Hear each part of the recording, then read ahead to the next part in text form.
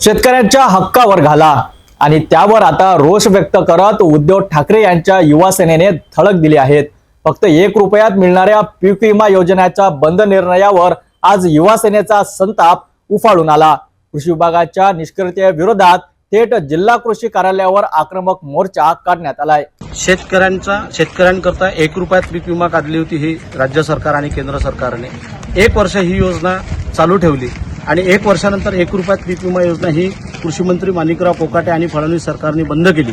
याबाबत आज आम्ही त्यांचा तीव्र शब्दात निषेध करतो, कारण शेतकऱ्यांच्या जीवनाशी खेळ हे सरकार खेळत आहे। एकीकडे ही पीक विमा योजना बंद करण्याचा घाट या सरकारचा असल्यामुळे 1 रुपयात पीक विमा देण्याची योजना ही बंद केली आणि जे त्याच्यामध्ये पीक नुकसानीची नुकसान भरपाई देण्याचे जे नियम अटी होत्या त्याच्यात सुद्धा बदल करून पीक कापणी प्रयोगावर फक्त ह्या नियम अटी आणलेल्या आहे। त्यामुळे आज जिल्हा कृषी अधीक्षकांना आम्ही निवेदन देऊन इशारा दिला की 7 दिवसात 1 रुपयात पीक विमा योजना बंद केल्याची घोषणा रद्द करावी आणि शेतकऱ्यांना 1च रुपयात पीक विमा द्यावा, अन्यथा शिवसेना कृषी मंत्र्यांना या अमरावती जिल्ह्यात पायी ठेवू देणार नाही असा इशारा आज या ठिकाणी देतो। शेतकरी संकटात असताना त्याच्यासाठी असलेल्या योजनाचा बंद केल्या जात असतील तर त्याचा तीव्र विरोध होणारच आणि याच इशाऱ्यासह युवा सेनेने सरकारला आज थेट चपलांचा हार दाखवून चेतावणी दिली आहे।